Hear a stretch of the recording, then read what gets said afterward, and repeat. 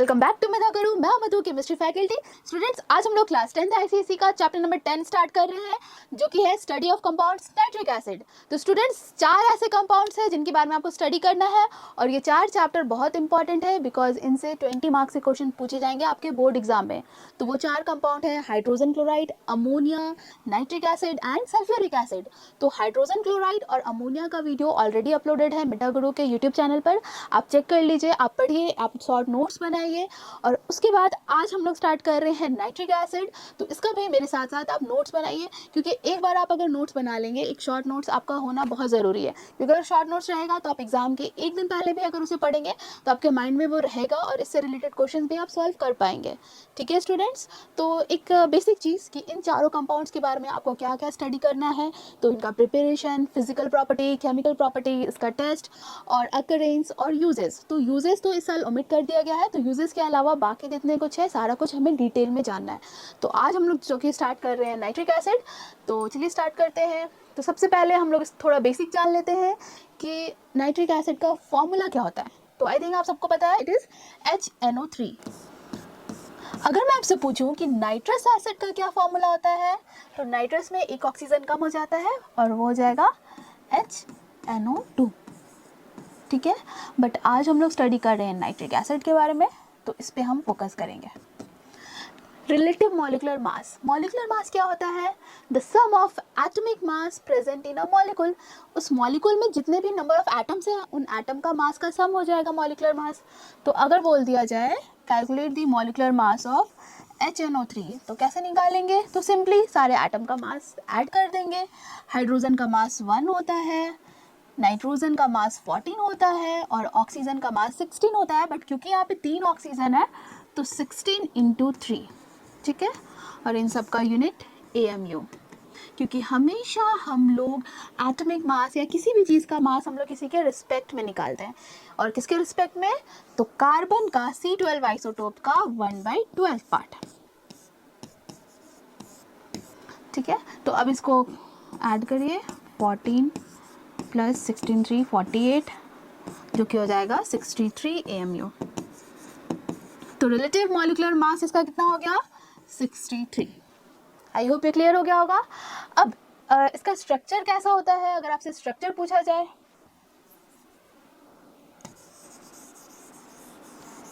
चलिए हम लोग स्ट्रक्चर भी ड्रॉ कर लेते हैं HNO3 का, जो कि आपको पता होना चाहिए। तो देखिए, नाइट्रोजन को हम सेंटर पर रखेंगे। अब नाइट्रोजन के आउटर मोस्ट में कितने इलेक्ट्रॉन होते हैं? 5। ठीक है, तो 5 इलेक्ट्रॉन इसका ड्रॉ कर दीजिए।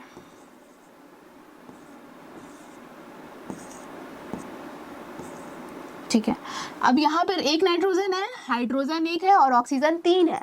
तो सबसे पहले ऑक्सीजन का कितना होता है आउटर मोस्ट इलेक्ट्रॉन? 6 होता है, तो वो ड्रॉ कर लीजिए, 1 2 3 4 5 6। अब देखिए यहाँ पर कैसा बॉन्ड बनेगा? शेयरिंग से बॉन्ड फॉर्म होगा, क्योंकि ऑक्सीजन यहाँ पर अपना 2 इलेक्ट्रॉन शेयर करेगा नाइट्रोजन के 2 इलेक्ट्रॉन के साथ। तो यहाँ पे ऑक्सीजन का ऑक्टेट तो कंप्लीट हो गया। ठीक है, अब एक जो ऑक्सीजन है वो हाइड्रोजन के साथ बॉन्ड बनाएगा और OH बॉन्ड फॉर्म करेगा। ठीक है, OH। तो अगेन यहाँ पर ऑक्सीजन के पास 6 है आउटर मोस्ट इलेक्ट्रॉन, एक शेयर करेगा हाइड्रोजन के साथ, तो हाइड्रोजन का ड्यूप्लेट पूरा हो जाएगा और इधर शेयर कर लेगा नाइट्रोजन के साथ। ठीक है, अब बचा एक और ऑक्सीजन, और इस ऑक्सीजन के पास भी 6 इलेक्ट्रॉन है। तो यहाँ पर क्या होता है कि नाइट्रोजन अपना lone pair of electron donate कर देता है ऑक्सीजन को, और यहाँ पर बनता है एक डेटिव बॉन्ड। तो ये है स्ट्रक्चर किसका? नाइट्रिक एसिड का। आई होप ये क्लियर हो गया होगा। और कुछ प्रॉपर्टीज जो कि आपको पता होना चाहिए, क्योंकि ये एसिड है तो ये सिमिलर होगा हाइड्रोजन क्लोराइड से, HCl से। ठीक है, बहुत सारे केमिकल प्रॉपर्टीज मैच होगा। तो इजी है ये चैप्टर अगर आप फर्स्ट चैप्टर पढ़ चुके हैं तो। ठीक है, और फर्स्ट चैप्टर कहने का मतलब हाइड्रोजन क्लोराइड, क्लियर है। और एसिड है तो आपको पता है एसिड हर प्रोपोर्शन में वाटर में सॉल्युबल होता है। ठीक है, एसिड का सार टेस्ट होता है, और एसिड्स में हाइड्रोजन कॉमन होता है, और एसिड एक्वस सॉल्यूशन में H+ आयन रिलीज करता है। ठीक है, तो ये सब बेसिक चीज़ हो गई। अब नेक्स्ट कहाँ कहाँ पाया जाता है? तो आप सबको पता होगा कि हमारे एटमॉस्फेयर में नाइट्रोजन का अमाउंट कितना है? 78%। ठीक है, नाइट्रोजन गैस। बट नाइट्रोजन का जो बॉन्ड होता है ना वो बहुत स्ट्रॉन्ग बॉन्ड होता है, ट्रिपल कोवेलेंट बॉन्ड होता है, और ये बॉन्ड इजीली ब्रेक नहीं हो पाता है। और ये बॉन्ड कब ब्रेक होता है? जब लाइटनिंग हो, क्योंकि लाइटनिंग के टाइम बहुत ज़्यादा टेम्परेचर होता है, ठीक है। तो उस टाइम जो नाइट्रोजन गैस उस पर्टिकुलर एरिया में प्रेजेंट होगा वो ब्रेक कर जाएगा, और ब्रेक करके ऑक्सीजन के साथ बॉन्ड फॉर्म करेगा और बना लेगा नाइट्रिक ऑक्साइड, और फर्दर ये ऑक्सीडाइज्ड होकर बना लेता है नाइट्रोजन डाइऑक्साइड, जो कि लाइटनिंग के बाद जब बारिश होती है तो वो वाटर के साथ कंबाइन करके बना लेता है HNO3 नाइट्रिक एसिड, जो कि रिस्पॉन्सिबल होता है एसिड रेन के लिए। तो इस तरह से नाइट्रिक एसिड फॉर्म होता है नेचुरली एटमॉस्फेयर में, ठीक है। अब बात करते हैं कंबाइंड स्टेट। तो कंबाइंड स्टेट में भी पाया जाता है नाइट्रिक एसिड, जैसे कि कुछ सॉल्ट्स के फॉर्म में, जैसे कि sodium nitrate NaNO3, potassium nitrate KNO3, इसके बाद कैल्शियम नाइट्रेट, बहुत सारे मेटल्स का नाइट्रेट फॉर्म हो सकता है, कैल्शियम नाइट्रेट, कैल्शियम का वैलेंसी 2 होता है तो यहाँ पे होल 2 हो जाएगा। तो ये हो गया इसका अकरेंस। नेक्स्ट है लैबोरेटरी प्रिपरेशन। अब हम लोग इसके प्रिपरेशन की बात करते हैं। तो जैसे कि अभी तक हमने अमोनिया के बारे में पढ़ा था या HCl के बारे में, तो हमने 2 प्रिपरेशन मेथड जाना है, पहला लैबोरेटरी प्रिपरेशन मेथड और दूसरा इंडस्ट्रियल प्रिपरेशन मेथड। तो लैबोरेटरी मीन्स लैब में बनाना है, तो वहाँ पर हमें कम अमाउंट में बनाना है, तो मे बी अगर वो केमिकल एक्सपेंसिव है प्रिपरेशन करने के लिए उस पर्टिकुलर कंपाउंड का, तभी हम लोग बना सकते हैं उसको, ठीक है। लेकिन अगर हमें इंडस्ट्री में बनाना है तो इंडस्ट्री में इकोनॉमिकल मेथड हम लोग यूज़ करते हैं ताकि वो चीप हो और उसका प्रिपरेशन मेथड इजी हो, ठीक है। तो सबसे पहले हम जान लेते हैं laboratory preparation method nitric acid का। तो ये सिमिलर होता है हाइड्रोजन क्लोराइड से। कैसे? तो देखिए हाइड्रोजन क्लोराइड कैसे बनाते थे हम, ये बताइए अगर आप लोग पढ़ चुके हैं तो। और ऑब्वियसली पहले वो चैप्टर पढ़िए, उसके बाद HCl पढ़ेंगे आप। हाँ, तो हमें अगर मान लीजिए HCl बनाना होता था तो हम क्या लेते थे रिएक्टेंट, तो हम क्लोराइड का एक सॉल्ट लेते थे, और कौन सा सॉल्ट? जो कि चीप हो। तो इन जनरल हम लोग NaCl यूज़ करते थे, ठीक है। अब इसके बाद इसमें क्या ऐड करते थे हम? एक एसिड ऐड करते थे, और कौन सा एसिड? सल्फ्यूरिक एसिड H2SO4, ठीक है। और ये कैसा एसिड है? डाई बेसिक एसिड, ठीक है। डाई बेसिक एसिड मीन्स इसके पास कैपेसिटी है कि अपना 2H+ आयन एक्वा सॉल्यूशन में रिलीज कर सकता है, ठीक है। अब इस रिएक्शन में हम क्या कंडीशंस रखते थे? हम इसे हीट करते थे लेस देन 200 डिग्री सेल्सियस तक, तब क्या फॉर्म होता था? तो देखिए कम टेम्परेचर पर इसका एक ही H+ आयन Na+ डिस्प्लेस कर पाता था, ठीक है। अब एक ही H+ को डिस्प्लेस करेगा तो एक H यहीं पे रह गया, तो बन जाता है सोडियम बाइसल्फेट NaHSO4, ठीक है। और जो सोडियम H+ को रिप्लेस किया, ये क्लोरीन के साथ रिएक्ट करके बना देगा HCl। तो यहाँ से हमें मिल जाता है हाइड्रोजन क्लोराइड गैस, ठीक है। ये मेथड था। तो अब हम लोग जानते हैं कि हम लोग नाइट्रिक एसिड कैसे बनाते हैं। तो सेम मेथड है, एकदम सेम मेथड है। हमें नाइट्रिक एसिड बनाना है तो हमें सिर्फ और सिर्फ नाइट्रेट का सॉल्ट लेना होगा। जब हम क्लोराइड बनाते थे तो क्लोराइड का सॉल्ट लिए, अब हमें नाइट्रेट बनाना है मीन्स नाइट्रिक एसिड बनाना है तो नाइट्रेट का सॉल्ट लेंगे। तो कौन सा सॉल्ट? NaNO3 या KNO3 ले लेते हैं, क्योंकि ये सब चीप होते हैं अदर मेटल नाइट्रेट से, तो चीप है तो इसलिए हम लोग इसका यूज़ करते हैं। और इसमें फिर से हम लोग एसिड ऐड करते हैं H2SO4, और वो भी कॉन्क। ये आपको याद रखना है कि जब भी नाइट्रेट या क्लोराइड का सॉल्ट हो और उसमें हम एसिड ऐड कर रहे हैं तो हम हमेशा कॉन्क एसिड यूज़ करते हैं, ठीक है, कॉन्सेंट्रेटेड। अब यहाँ पर अगेन टेम्परेचर हमें रखना है लेस देन 200 डिग्री सेल्सियस।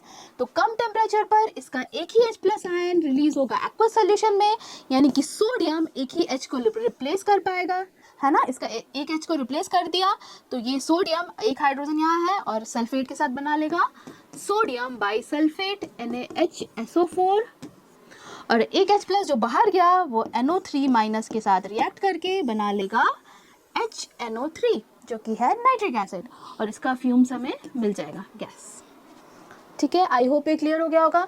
अब यहाँ से क्वेश्चन पूछा जाता है कि हम लोग कॉन्सेंट्रेटेड सल्फ्यूरिक एसिड ही क्यों यूज़ करते हैं in order to prepare nitric acid और हाइड्रोजन क्लोराइड। तो वहाँ पर भी मैंने रीज़न सेम ही बताया था कि सल्फ्यूरिक एसिड होता है नॉन वोलेटाइल एसिड, ठीक है, सल्फ्यूरिक एसिड इज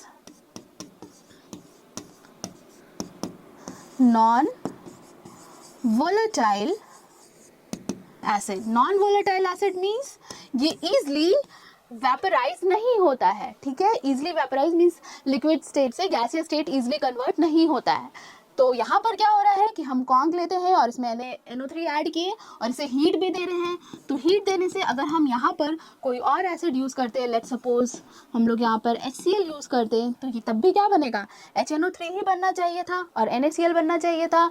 लेकिन हाइड्रोजन क्लोराइड होता है वोलेटाइल एसिड, मीन्स रिएक्शन के बाद आपको वेपर मिल रहा है HNO3 का, और अगर ये वोलेटाइल एसिड हम यूज़ करते तो दोनों का वेपर मिक्स हो जाता, फिर हमें प्रोडक्ट अच्छे से नहीं मिल पाता, एल्ड अच्छा नहीं मिल पाता और रिएक्शन खराब हो जाता। इसीलिए हम लोग यूज़ करते हैं sulphuric acid. Why? Because it is a non volatile acid and it does not easily vaporise. Okay, तो ये था सारा कुछ detail laboratory preparation of nitric acid का, ठीक है, जो कि सेम था हाइड्रोजन क्लोराइड से, जो कि हमने ऑलरेडी पढ़ चुका है। अब यहाँ से क्वेश्चन आता है कि अगर हम लोग टेम्परेचर 200 से ज़्यादा रखेंगे तब क्या प्रॉब्लम आएगी, क्या हम टेम्परेचर यहाँ पर बढ़ा सकते हैं? तो अगेन ये क्वेश्चन सेम हो गया जो कि हमने ऑलरेडी कवर किया है, किसमें, हाइड्रोजन क्लोराइड में। तो क्या होता है, तो जब हम लोग टेम्परेचर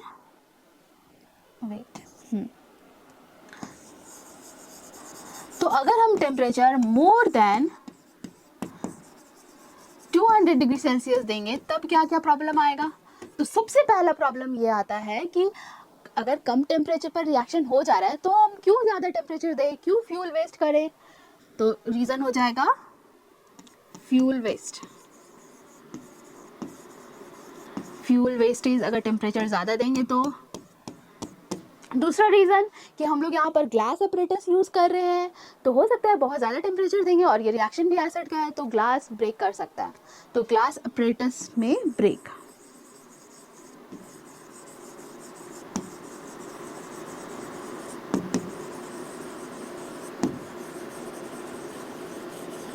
ठीक है, थर्ड रीज़न, तो देखिए जब हम लोग बहुत ज़्यादा टेम्परेचर देंगे, मतलब 200 से भी ज़्यादा टेम्परेचर देंगे, तो क्योंकि ये डाई बेसिक एसिड है तो इसका दोनों H+ आयन एक्वा सॉल्यूशन में चला जाएगा, ठीक है, और दोनों H+ चला जाएगा एक्वा सॉल्यूशन में, तो यहाँ पर बन जाएगा सोडियम सल्फेट Na2SO4, जो कि होता है हार्ड क्रस्ट। ये एक हार्ड क्रस्ट होता है, हार्ड सब्सटेंस होता है जो कि स्टिक कर जाएगा आपके ग्लास अपरेटस में, ठीक है। जब भी हम ग्लास अपरेटस यूज़ कर रहे हैं ना और जो रिएक्शन करा रहे हैं तो यहाँ पर स्टिक हो जाता है सोडियम सल्फेट और इसको रिमूव करना बहुत मुश्किल होता है और ये फर्दर हीटिंग को भी स्टॉप कर देगा, रिएक्शन भी नहीं हो पाएगा, इसीलिए हम लोग टेम्परेचर को कम रखते हैं, ठीक है। At high temperature it form sodium sulphate which is hard crust, ठीक है। अब एक और रीज़न है, फोर्थ रीज़न क्या है जो कि आपने HCl में नहीं पढ़ा है, वो मैं यहाँ पर आपको बता रही हूँ, जो कि सिर्फ वैलिड है HNO3 के लिए, ठीक है। तो जब हम लोग थोड़ा सा भी टेम्परेचर देते हैं ना तो नाइट्रिक एसिड ये बहुत ज़्यादा स्टेबल कंपाउंड नहीं है ये, तो हीट देने पे या सनलाइट के प्रेजेंट में ये डिसोसिएट कर जाता है, टूट जाता है, और टूटता किसमें है, H2O में, NO2 में और O2 में, ठीक है। तो ये डिसोसिएट कर गया, इसीलिए हम लोग टेम्परेचर भी कम रखते हैं, ताकि ये डिसोसिएट ना हो। हमें तो नाइट्रिक एसिड चाहिए, हमें तो नाइट्रोजन डाइऑक्साइड या ऑक्सीजन गैस या वाटर तो नहीं चाहिए, तो इसीलिए हम लोग टेम्परेचर को कम रखते हैं। आई होप ये क्लियर हो गया होगा। नेक्स्ट, तो ये है अपरेटस। हम लोग क्या करते हैं, हम लोग राउंड बॉटल फ्लास्क लिए और सारा अपरेटस हम लोग यूज़ करते हैं ग्लास का, ठीक है।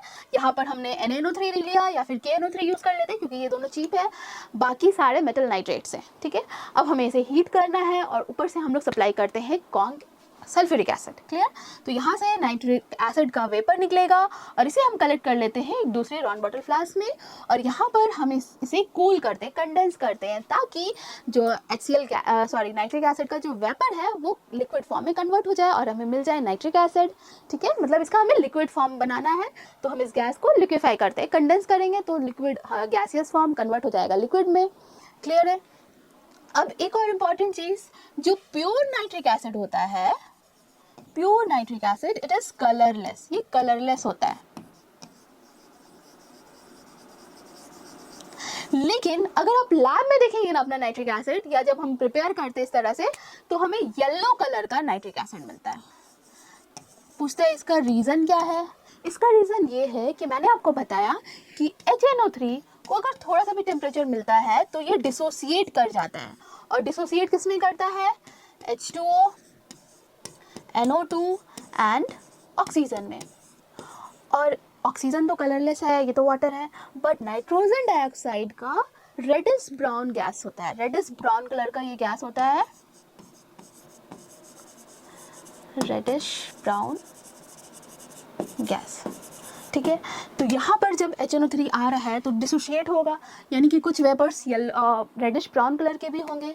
तो अब ये क्योंकि वाटर में डिज़ोल्व हो रहा है, तो ये डिज़ोल्व होने के बाद येलो कलर का लिक्विड फॉर्म कर लेता है। ठीक है, तो इसी वजह से हमें जो प्योर नाइट्रिक एसिड है उसका कलर तो कलरलेस होता है, लेकिन जो हमें लैब में मिलता है नाइट्रिक एसिड वो स्लाइटली येलो कलर का होता है। ठीक है, उसका रीज़न कि HNO3 कम टेम्परेचर पर ही डिसोसिएट हो जाता है, और डिसोसिएट होने के बाद नाइट्रोजन डाइऑक्साइड फॉर्म करता है जो कि रेडिश ब्राउन कलर का गैस है, और वो जब डिसॉल्व होगा पानी में तो हमें येलो कलर का लिक्विड मिलता है जो कि है नाइट्रिक एसिड।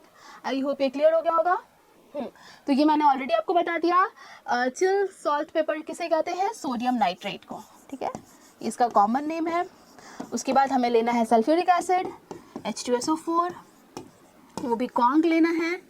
टेम्परेचर हम रखते हैं लेस देन 200 डिग्री टेम्परेचर।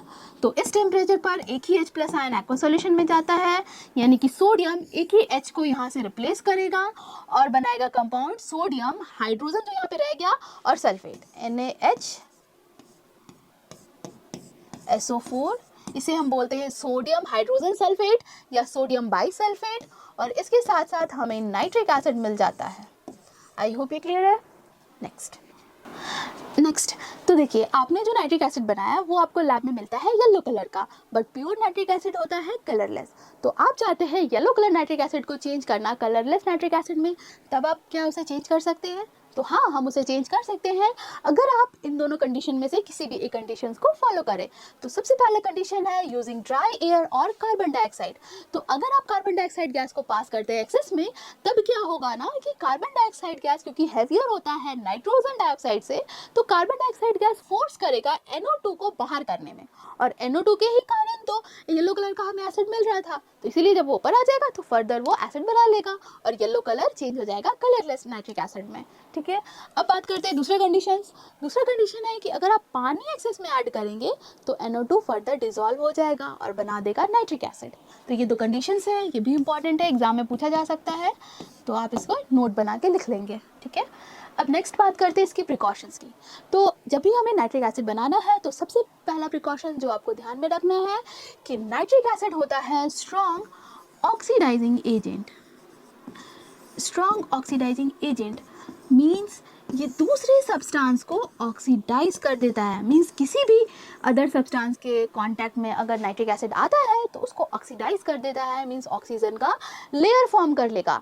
तो मान लीजिए आप जो अपरेटस यूज़ कर रहे हैं नाइट्रिक एसिड को बनाने के लिए, तो ज़्यादातर तो आप ग्लास का ही यूज़ करेंगे, लेकिन मान लीजिए स्टॉपर आप ग्लास की जगह मेटल का यूज़ कर लिए या रबर का यूज़ कर लिए, तो उस सरफेस को वो ऑक्सीडाइज कर देगा, मीन्स ऑक्सीजन का लेयर फॉर्म कर देता है।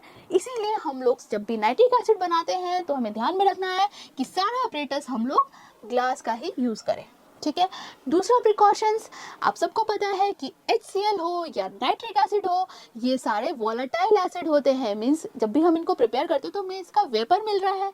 ठीक है, तो जब भी हमें नाइट्रिक एसिड या HCl बनाना होता है तो हम यूज़ करते हैं नॉन वोलेटाइल एसिड का, और वो है कॉन्सेंट्रेटेड सल्फ्यूरिक एसिड। ठीक है, और concentrated sulphuric acid non volatile है, इट मीन्स ये ईजिली वेपराइज नहीं होता है।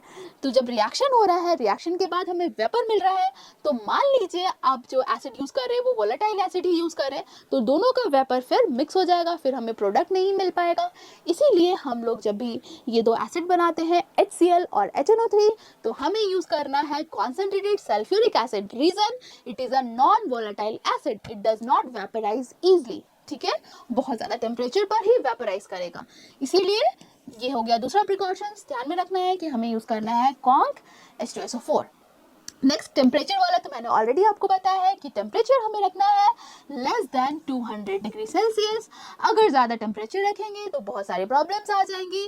पहला प्रॉब्लम कि सोडियम सल्फेट फॉर्म हो जाएगा जो कि होता है हार्ड क्रस्ट, और ये स्टिक हो जाता है ग्लास अपरेटस में, जिसको रिमूव करना मुश्किल है और वो हीटिंग को स्टॉप कर देता है और रिएक्शन भी स्टॉप हो जाएगा। ठीक है, अब ज़्यादा टेम्परेचर रखते हैं तो एक तो ग्लास जो अपरेटस यूज़ करे वो डैमेज हो सकता है, ब्रेक कर सकता है। दूसरा रीज़न डिकम्पोजिशन हो जाता है HNO3 का और बना लेता है नाइट्रोजन डाइऑक्साइड जो कि येलो कलर का गैस है, साथ ही साथ oxygen colourless gas and water.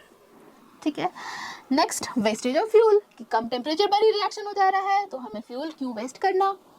I hope ये क्लियर हो गया होगा। नेक्स्ट है industrial preparation method of nitric acid. अब जानते हैं कि हम लोग इंडस्ट्री में नाइट्रिक एसिड को कैसे प्रिपेयर करते हैं, क्या रिएक्टेंट यूज़ करते हैं, क्या स्टेप्स फॉलो करते हैं, सारा कुछ डिटेल में। तो देखिए, जब भी हमें इंडस्ट्री में किसी भी कंपाउंड को बनाना होता है, मीन्स हमें ज़्यादा अमाउंट में बनाना है, तो जब भी हमें किसी चीज़ को ज़्यादा अमाउंट में बनाना होता है तो हमें दो चीज़ ध्यान में रखना है। पहला, कॉस्ट इफेक्टिव होना चाहिए, उसका प्रिपरेशन मेथड ज़्यादा एक्सपेंसिव नहीं होना चाहिए, और दूसरा इजी स्टेप्स होना चाहिए उस पर्टिकुलर कंपाउंड को बनाने के लिए, मीन्स ज़्यादा कॉम्प्लेक्स प्रिपरेशन मेथड नहीं होना चाहिए। ठीक है, तो अब जानते हैं कि नाइट्रिक एसिड का जो प्रिपरेशन मेथड है, बेसिकली इंडस्ट्रियल प्रिपरेशन मेथड किसने दिया था जर्मन साइंटिस्ट ऑसवाल्ड ने 1914 में। तो इन्होंने बेसिकली जो रिएक्टेंट लिया था, उस रिएक्टेंट को उन्होंने 3 चैम्बर के थ्रू पास किया था और तीनों चैम्बर में अलग अलग रिएक्शंस हुए और फिर लास्ट में हमें मिल गया था नाइट्रिक एसिड। तो बेसिकली यहाँ पर जो रिएक्टेंट उन्होंने यूज़ किया था वो था ammonia and air, basically oxygen, और ये दोनों को पहले फर्स्ट चैम्बर से पास किया सेकेंड चैम्बर में, फिर फर्दर थर्ड चैम्बर से फिर हमें मिल गया था नाइट्रिक एसिड। तो डिटेल में आपको इसका प्रिपरेशन मेथड नहीं जानना है, लेकिन आपको ये जानना है कि तीनों चैम्बर में क्या रिएक्शन हुआ था। ठीक है, क्या क्या रिएक्शंस है, क्या हमें कंडीशंस रखना है, सारा कुछ डिटेल में जानना है, बट फिर भी मैं आपको इसका प्रोसेस भी बता दूंगी। तो स्टार्ट करते हैं इसके रिएक्टेंट से। तो इसका जो रिएक्टेंट्स इन्होंने यूज़ किया था ये आप ऑलरेडी अमोनिया चैप्टर में पढ़ चुके हैं। आप सबको याद होगा कि अमोनिया होता है नॉन सपोर्टर ऑफ कंबशन। ये सपोर्ट नहीं करता कंबशन को, लेकिन हाँ कंबशन सब्सटेंस होता है। मतलब अमोनिया ऑक्सीजन के प्रेजेंस में बर्न होकर ग्रीनिश येलो फ्लेम देता है, मीन्स खुद ये बर्न हो जाता है ऑक्सीजन के प्रेजेंट में। ठीक है, और ये रिएक्शंस आप ऑलरेडी पढ़ चुके हैं अमोनिया चैप्टर में। और मैंने आपको बताया कि अमोनिया हमेशा टूटता है N2 एंड H2 में। N2 बहुत स्ट्रॉन्ग बॉन्ड है, ये इजीली ब्रेक नहीं होता है। तो जब भी हम रिएक्शन करा रहे हैं अमोनिया और ऑक्सीजन का, और सिंपली हम एक मैच स्टिक यहाँ पर ले जाते हैं अमोनिया गैस के पास, तब क्या होगा, अमोनिया गैस बर्न होने लगता है ग्रीनिश येलो फ्लेम के साथ। तो यहाँ पर जो हमें प्रोडक्ट मिलता है वो क्या मिलेगा, N2 गैस रिलीज हो जाता है और साथ ही साथ हाइड्रोजन और ऑक्सीजन का तो एफिनिटी है, बना देता है H2O। क्लियर?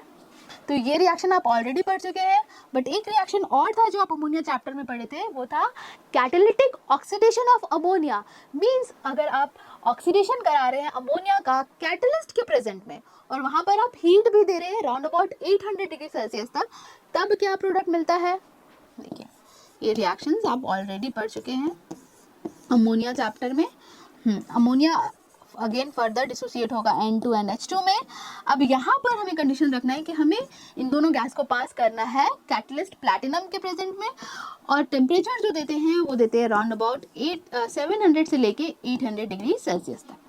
ठीक है, तो अब क्या है ना कि हम टेम्परेचर बहुत ज़्यादा दे रहे हैं, तो टेम्परेचर ज़्यादा देने पे N2 बॉन्ड भी ब्रेक कर जाता है, और ब्रेक करने के बाद नाइट्रोजन ऑक्सीजन के साथ रिएक्ट कर जाएगा और क्या बनाएगा, nitric oxide NO gas release हो जाएगा, और साथ ही साथ हाइड्रोजन और ऑक्सीजन का तो एफिनिटी है ही एक दूसरे से, तो बना देगा H2।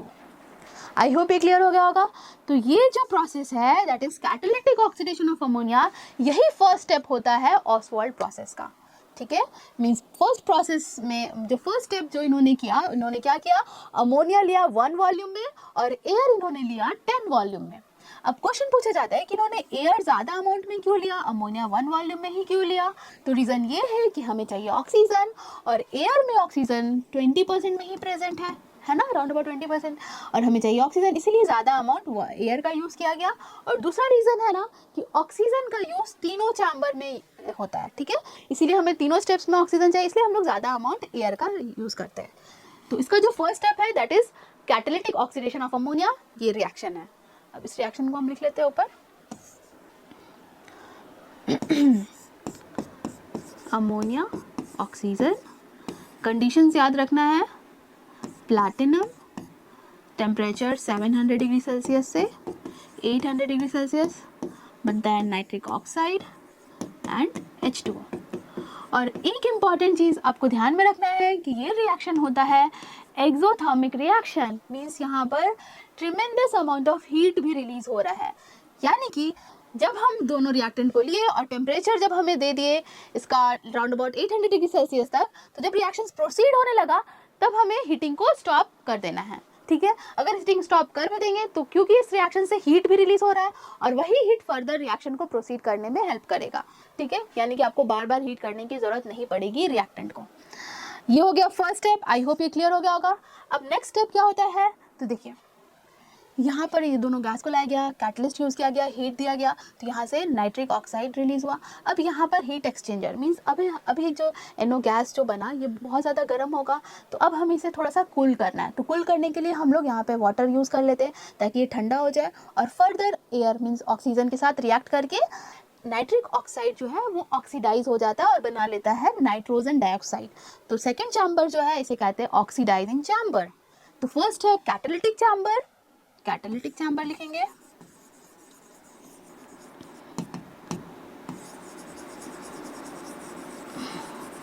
और नेक्स्ट स्टेप जो होता है it is oxidation chamber, means यहाँ पर ऑक्सीडेशन हो रहा है किसका, नाइट्रिक ऑक्साइड का। तो NO फर्दर ऑक्सीजन के साथ रिएक्ट करके, और टेम्परेचर हम लोग रखते हैं less temperature round about 50 degree Celsius, तो बनता है नाइट्रोजन डाइऑक्साइड, ठीक है। तो ये हो गया सेकेंड स्टेप, सेकेंड चैम्बर में अब इसको पास किए तो नाइट्रोजन डाइऑक्साइड बना। अब NO2 फर्दर पास होता है थर्ड चैम्बर में जिसका नाम है एब्जॉर्प्शन टावर या एब्जॉर्प्शन चैम्बर। तो थर्ड स्टेप आप लिखेंगे एब्जॉर्प्शन चैम्बर।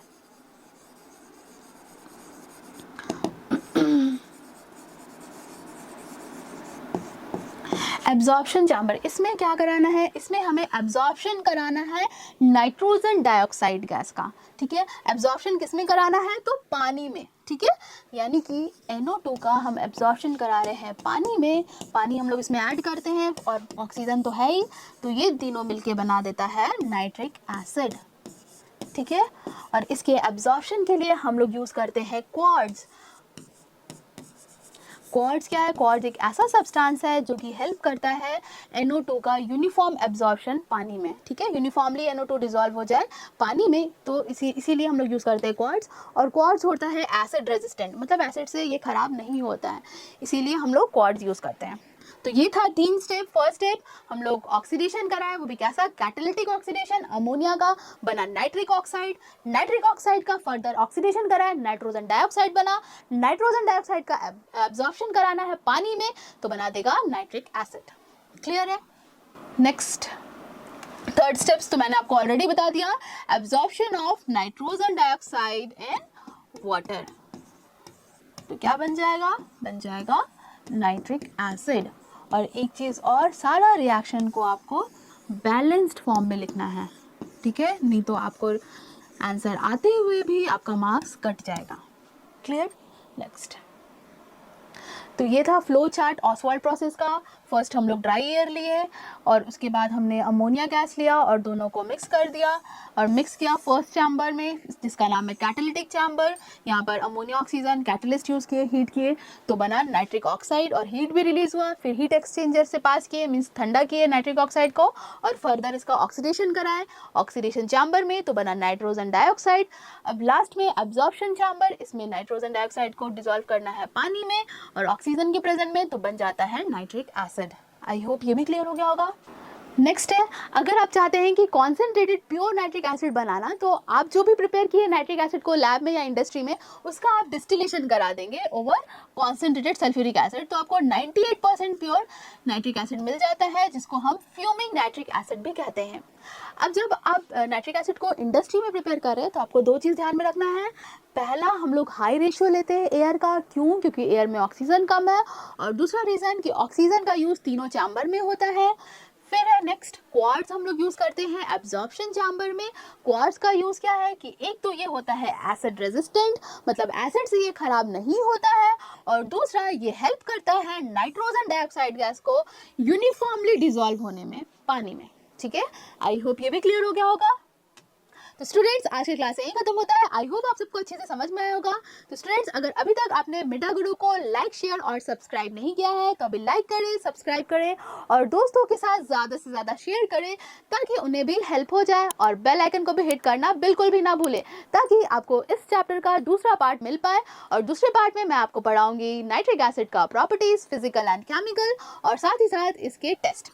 तो मिलते हैं नेक्स्ट वीडियो में, तब तक के लिए बाय बाय।